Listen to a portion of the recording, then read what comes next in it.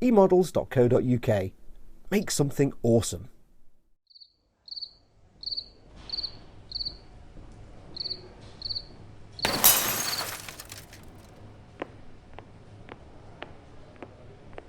Ow.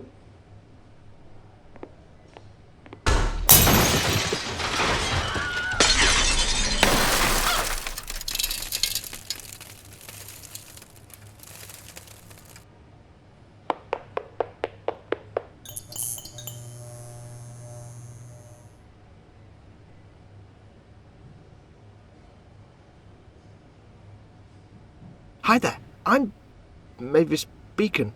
Welcome to my secret volcano lair, which just happens to look like the model's warehouse for financial reasons. In today's show, it's Gunpla, it's high grade, it's entry grade, it's Gunpla base.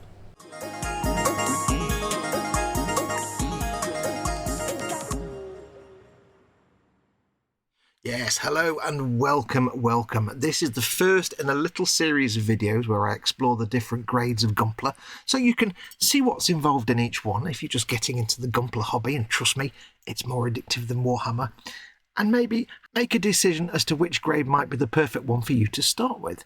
For this particular video, we're going to be looking at the 1/144th high grade Ailstrike Gundam, and because they're so similar, I'm also going to throw in the entry grade Strike Gundam. Now you'll notice that Ailstrike and Strike, don't get bogged up on that. The Ailstrike is the Ailstriker pack, big backpack thing. Some of these kits will have the backpack, some won't. That doesn't matter, don't get hung up on that. It's just the mobile suit itself that we're going to be comparing. So what I'll do, I'll get these boxes open, I'll get everything out of the bags, and we'll have a look at what you get in the boxes first to compare entry grade to high grade.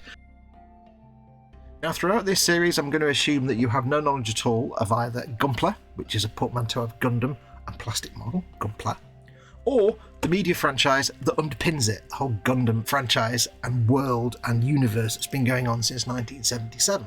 If I explain stuff that's a bit obvious to you, because you may be a bit more of an experienced builder, I do apologise, please do bear with me.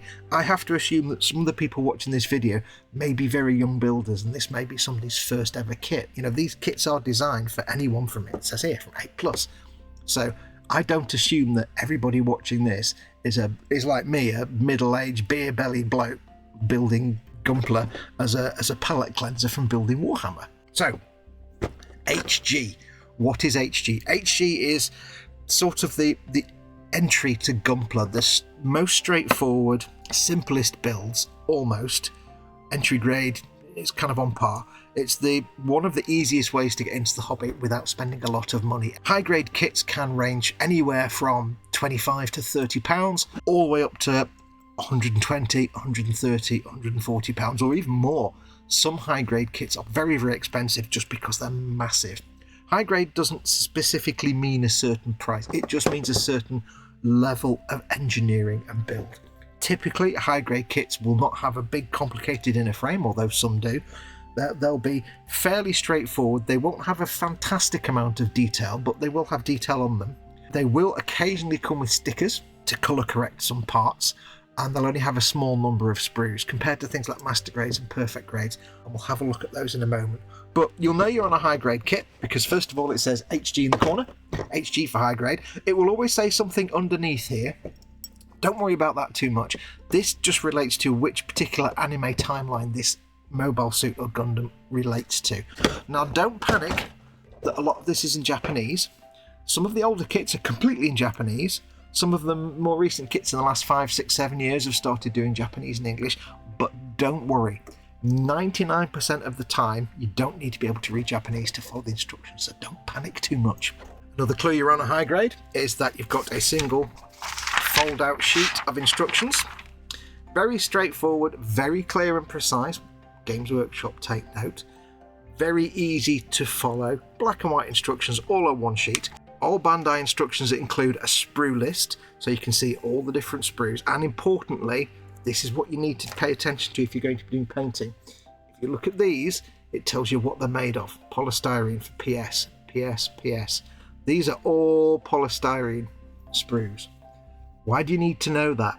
Because some kits have ABS components, and the ABS components you have to be careful with when you paint, because they can react to certain products. So always have a look and make sure, first of all, you've got all the sprues in the box. This is what this is for. But also just check to see if you have any sprues made of different materials.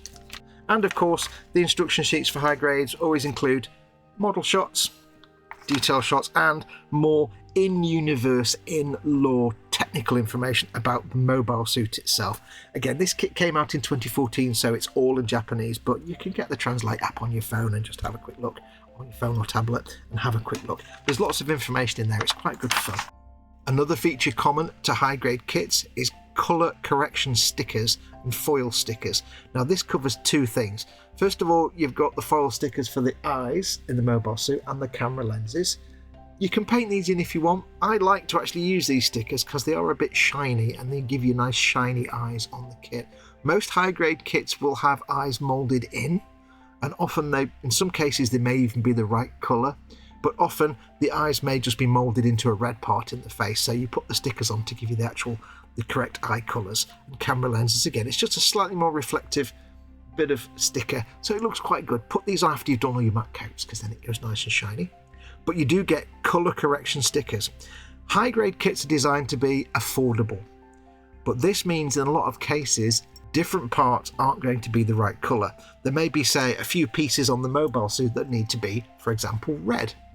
But to add a whole extra sprue for red plastic just puts the price of the kit too much, and Bandai want to keep these at the budget level if possible. So on high grade, not always, but especially with some of these older kits, again this is 2014, you will find quite a few colour correction stickers. Now this one's not too bad because basically you've got some red bits for the wings on the Ale Striker pack and a white bit for the shield, and that's it. Everything else is moulded in the right colour, more or less. So thankfully not too many, but you can get some high grade kits with lots and lots and lots of colour correction stickers. It's just one of the things you have to get used to at the high grade level. Next up we have the sprues, and as is tradition, a lot of the armour is on the A sprue. In this case, because it's a strike, it's lots of white armour. And you've got parts for the shields, the ankle guards, leg armour, you've got the butt there. The sad thing is, when you build Gunpla for long enough, you get to recognise bits without even knowing what they are. Like, I know that's the ankle armour. I know that's the shoulder armour. That's the head, obviously. You kind of recognise without prompting what bits are. It's quite sad, really. Now, even for a high-grade kit, and even for one that's 12 years old, the detail on this is still really, really nice. You've got lots of little panel line detail there on, say, the shield, on the head, as I knock the microphone.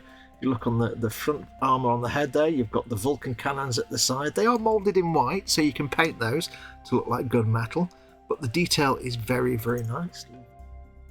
Next up, the B1 sprue. Now, because this is the Ale Strike version of the Strike kit, we have the red sprue that includes parts for the Ale Striker pack and the vents as well. But as with the standard Strike, it comes with the shield parts, bits for the V-fin, and of course my favourite bit. Yes, I do like Gundam feet. And again, you can see here all the thrusters underneath are moulded into the red. That's not a problem. You can leave them like that, or you can just panel line them, or you can paint them to look like thrusters. You can do whatever you want. That's the thing. Gunpla is freedom. Next up is the C sprue, which on other kits will be the inner frame parts. But of course, on this kit, because it's HD, it doesn't have a complex inner frame. It does have some parts of it. It has parts of the legs there and shoulder and elbow joints and things like that. But it's not got a complicated mechanical inner frame. And that's one of the ways that HG kits manage to stay at the lower end of the price spectrum, because they don't have all the extra inner detail that you don't see anyway. G sprue is next, and it's very simple.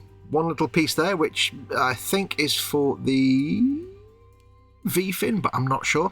And of course, torso, front and back sides of the torso. And again, lovely little bits of detail there. You can just see little bits of thruster detail on the back there. Not too complex, because it's not the most complex of a mobile suit armour anyway. But I do like that front. It's just got this certain sort of Formula One look to it. These are intakes here, and that's the nose just above the cockpit.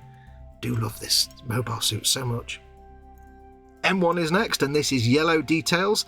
Bit for the shield, bit for the V-fin, and these, just looking at them, are for the Ale Striker pack. N sprue is next, and more inner frame parts. You've got bits for the shoulder there. You've got your Armour Schneider knives. Unlike the Master Grade and Real Grade and Perfect Grade, these don't fold and open out. They're just moulded in one static shape. And of course, you've got parts there for the beam rifle. Very nice, and you can see all the lovely detail on that rifle there. Very nice. I do like the beam rifle for the strikes. It's one of my favourite Gundam weapons, just for the look of it. the O sprue upside down. For the black parts, these are all looking at it for the Ale Striker pack. Classic Gunpla components, beam saber, blades. They're basically lightsabers before lightsabers were a thing. And last of all, common to all HGs, polycaps, something you won't see in an entry grade kit. These are little rubbery pieces that go on joints. So for example, where the arm goes into the shoulder, where the top of the leg goes into the hip, things like that, where you have a peg and a socket. Some of these will go into the backpack and other places. It just means you get a real nice firm grip, but the part can move around freely but not flop around like a dying fish. Polycaps. And that's it. That's a high grade kit. Keep in mind, of course, this is the strike with the Ale Striker pack. If you take the Ale Striker pack out and just get an HG kit of the strike, you probably have about 3 less sprues. So there's not a lot to play with there, not a lot of complexity. Now let's take a quick look at the entry grade, just for comparison. This is the new entry grade. Entry grade kind of existed in around about 2011, and they were very, very, very simple basic kits with like 3 colours, and that was it. We're not talking about those entry grades. There was only ever, I think, 4 kits released as the original entry grade. This entry grade started in 2020. There's 5 kits so far, and they are aimed at new markets in the Asian territories that we're opening up around about that time, and they're intended to be the step before high grade. These are intended to be, as the name suggests, the way into the hobby. They are very, very simple builds. They have very few sprues. They do not use polycaps, and they do not use colour correction stickers. So basically what you see is what you get. Theoretically, all the parts should be more or less colour accurate. You can tell these because it says on it entry grade. It's got this striking blue livery, and it will explain on the side in English and Japanese and other languages how they are simply made, very snapped together. You don't even need tools to make this one, although I recommend using them anyway, but you can literally just pop the pieces off the sprue and pop them all together. Again, like high grade, these are very simple one-sheet instructions. In terms of sprues, very, very simple. We have the white 2 sprues for the white armour parts, and the detail is basically, it's pretty much, I mean, I've looked through the sprues, and I would say the detail is very, very similar, as good as the detail on the high grade kit. But there's an important caveat here. We have the A3 and A4 sprues. Now here is a trademark of Bandai that not many other manufacturers do. Multicoloured sprues. They injection mould different colours at different times. They mould the grey bit, then they close that bit of the mould off, and they open this bit and they mould the red bit. It's amazing. So you've got your feet there, and you've got your shield parts. Again, there's no Ale Strike pack with this, so you don't get all the bits for the wings. And last of all, another multicolour sprue. You've got the body armour parts, bit for the shield, V-fin, and some interior parts. So you will see that the part count for this one, I haven't counted the individual parts, but if you took the Ale Striker pack away from the other high grade kit, this would be about the same number of parts, maybe a few less here and there. And the detail is kind of about the same. And when we finished and we built these, I'll compare them side by side and you'll see. So we've got all the bits here for the entry grade, we've got all the bits for the high grade. I shall now go away and get all these built, and then we'll compare them at the end. So I'll see you in a minute. Every workbench should include at least one nonsense mascot. Bandit fills that role for me. So the first thing I always like to do is get all the bits off the sprues and get the clean up, get rid of all the nubs and seam lines out of the way. Nobody enjoys the clean up part of this. The build and the painting and everything else is the great fun. The clean up, you get bored, you get bogged down, especially if you're mixing building and cleaning up as you go along. I like to get it done and out of the way first, so get everything off the sprue, get it organised into legs, arms, torso and everything else, and then get all the bits cleaned. Start by getting the bits off the sprue. Now remember, we're not painting this, so we need to make sure the plastic parts are as clean and perfect as possible. Start by cutting with your cheap and cheerful heavy duty cutters. You want to include a small tiny bit of the sprue here. Don't cut right up to the plastic part. We'll do that in a moment. Next, you go in with your delicate, expensive 5.0 Ultimate nippers or your equivalent. These are the fine detail tools for getting rid of the little bit of nub that's left on the plastic part. Never cut with the tip, always cut halfway down the blade because the tips are very delicate. This will get rid of most of the plastic nub, but it won't damage or stress the plastic part too much.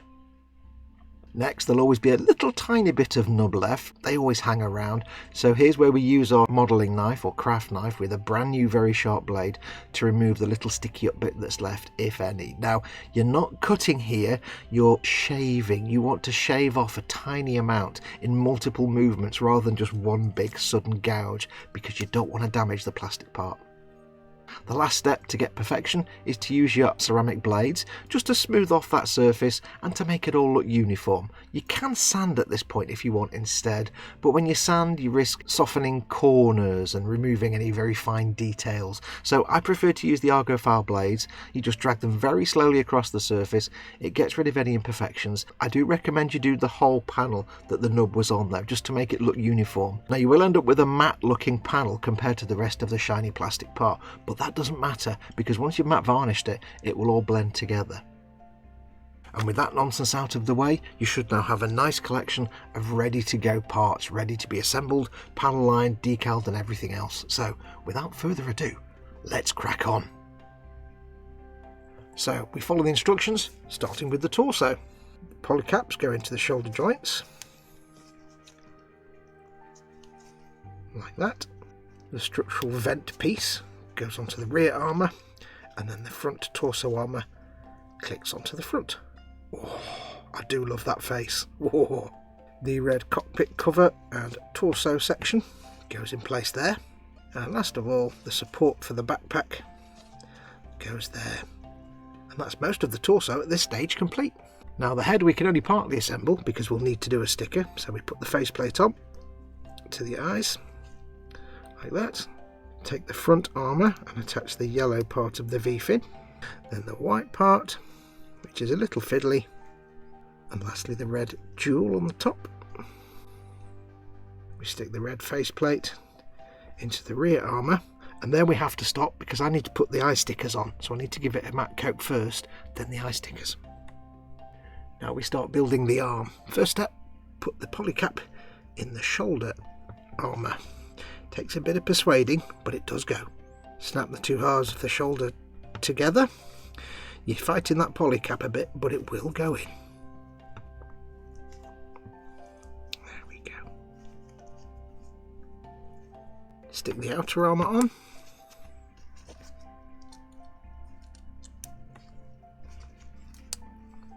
That's the shoulder done. Nice. With this being a high grade, there's no complex inner frame, just a few simple parts that go together.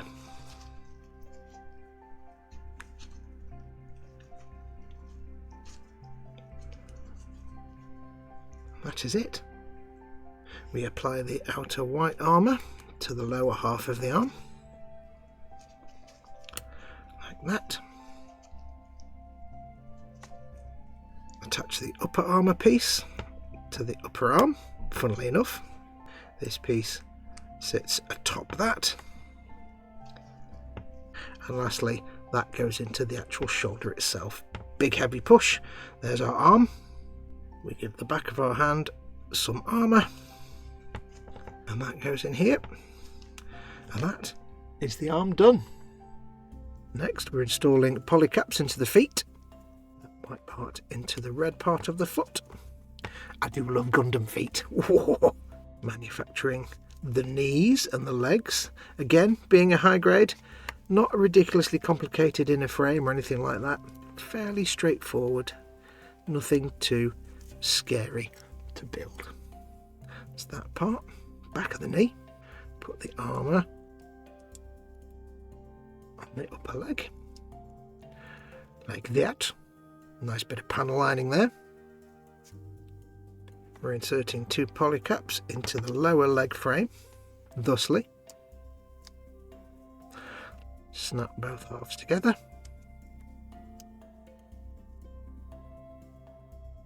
Put the white armour onto the leg and on the other side.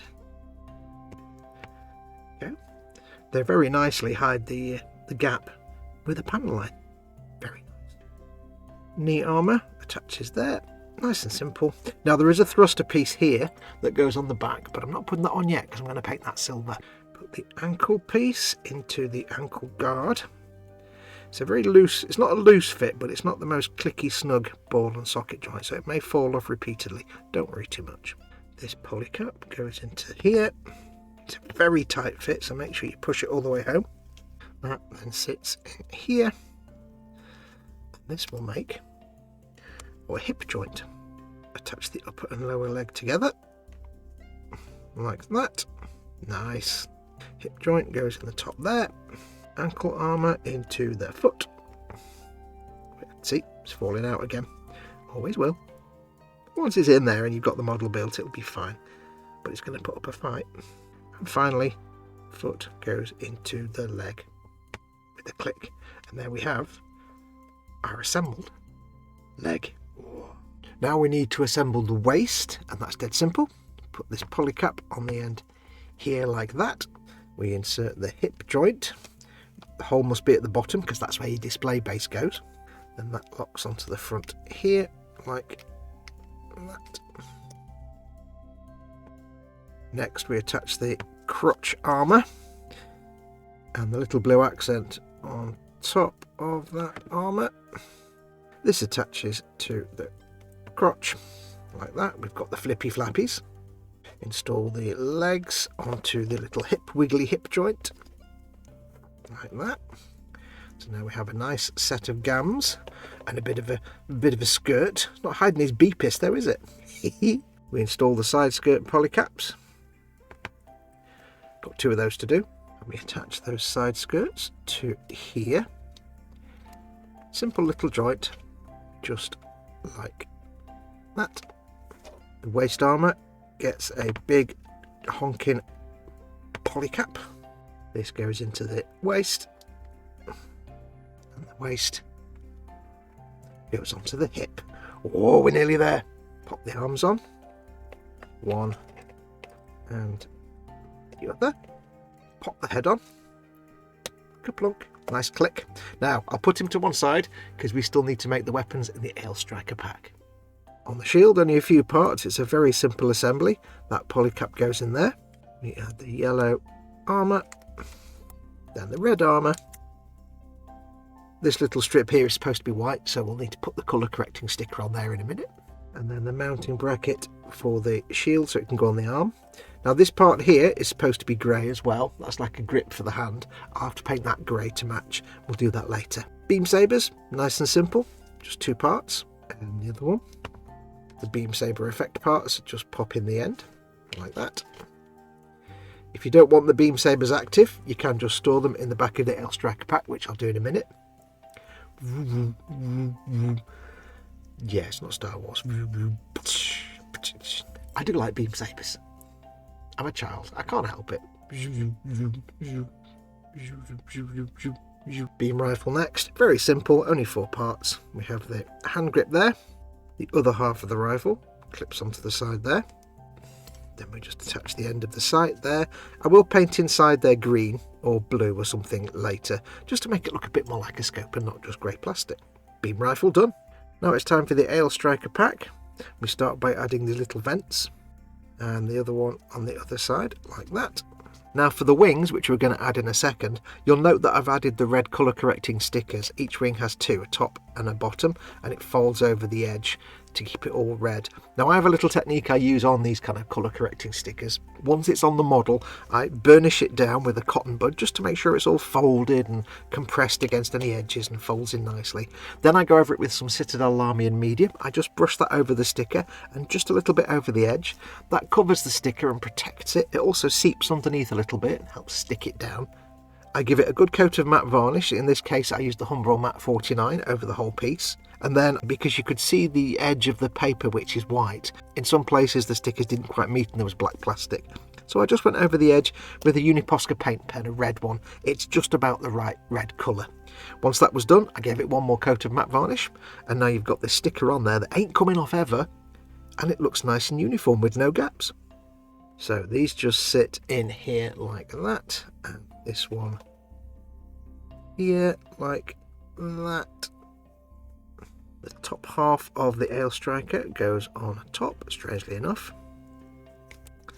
like that. Our wings are locked in. It's a nice tight fit. That's looking really cool. I do like the ale striker pack. Oh yeah. Now you can see on the back here there is some thruster detail moulded in, but it's just black, so I will go in later and paint those silver. We push these two white parts together. This makes the central sort of sticky out part of the pack. This piece slides in here like that, then attaches to those two holes there into the backpack. Yeah, it's starting to come together. We install the beam saber holders on the sides. There you go, that's those two done. Now we install these winglets or control surfaces. I don't know what you want to call them.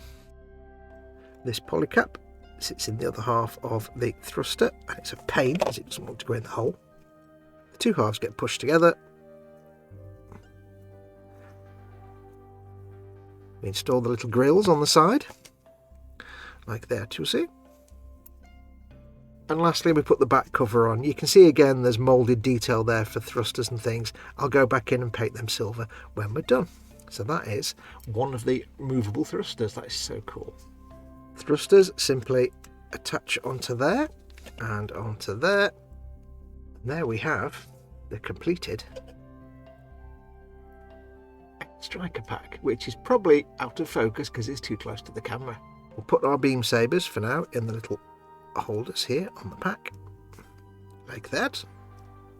The striker pack is simple to install. It just goes into that little hole on the back of the mobile suit like that. And with a few details painted, some pencil panel lining and a little bit of a matte top coat, the 1/144th high grade Ailstrike Gundam is done, finished, complete. What a lovely, lovely little build. Dead simple, dead straightforward. I spent more time doing cleanup than the actual build, and you know what? I loved every minute of it. And at the end, you get this beautiful little model which looks fantastic, and even with its very limited inner frame parts, has great articulation and posability, and you can get a whole wide range of poses. I was even able to replicate the pose from the Perfect Grade Strike Gundam box. Oh, stabbity stabbity.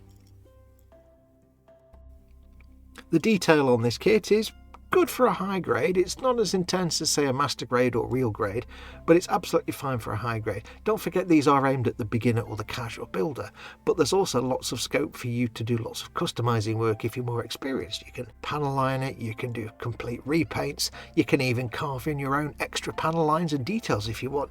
The world is your oyster, and as always, Gunpla is freedom, so don't let the lack of detail put you off.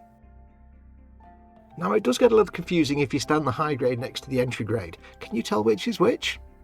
That's right, the one without the panel lining is the entry grade. I didn't panel line that one, that's just straight from the box. This particular kit can be a bit misleading because this kit itself, the high grade, is about 15 years old, and this was the pinnacle of high grade at the time. This is what high grade kits were like about 15 years ago. Entry grade's only been around for a few years, and it's kind of taken the place of high grade of 15 years ago, because high grade now offer a bit more detail, a bit more complexity, and a more of a challenging build. They've kind of evolved and moved on, as have all of Bandai's product lines. Bandai constantly reprint older kits. There are very, very few discontinued Gunpla models. But this does mean that sometimes you can get a modern kit that's better than an older kit of a higher grade. In this case, these two are about the same.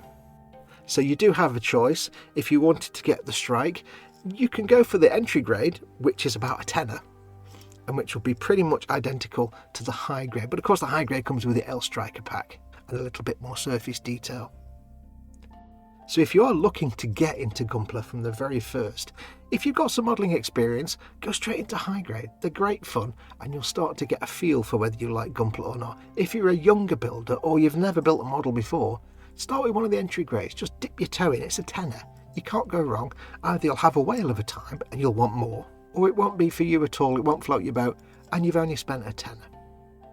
Now, I did plan on doing a few more poses with both the high and entry grade on the spinny thing here for you, but unfortunately, the entry grade decided to take a header off the spinny thing and bounce across my desk and fall down onto the floor and roll under the wheel of my office chair right as I was pushing the chair forward to get to the spinny thing. So now I only have a high grade strike Gundam. My entry grade is only now one-legged. Ah well, it only cost a tenner, and at the end of the day, it's not the end of the world. I can still use it as a painting test pig, or even a collection of spare parts for kit bashing. Ah well. And there we have it, high grade and entry grade explained. Hopefully, you've been able to see that high grade and entry grade are a brilliant way to dip your toe into the Gunpla hobby. It doesn't need to be daunting, you don't need to understand anything about the anime or anything like that. They're just great fun models that are brilliant to build, and if you want to, great to paint. You can take them as casually or as seriously as you like. I personally use them to decompress between complex Warhammer paint jobs. I like to build some Gunpla because I can just snap them up and paint a little bit where I want and just have fun. I can break all the rules of model painting and nobody can tell me off. So if you want to dive in, go to emodels.co.uk now and check out the Gunpla section, where you'll see a great selection of kits. And don't worry if the specific one you're looking for isn't in stock, we can get it in fairly quickly, so just drop us a line, we can let you know when it's going to be back. There's a link in the description below, so make sure to follow that. And do make sure to pop over to Scale Model Addicts, the eModels Facebook group, and show off your work. Let us know how you get on with your first Gunpla. I'll be back soon with another explainer. We need to work through Master Grade, Real Grade and Perfect Grade, and I might do Perfect Grade next. But stay tuned, and I'll see you soon. Gunpla Base out.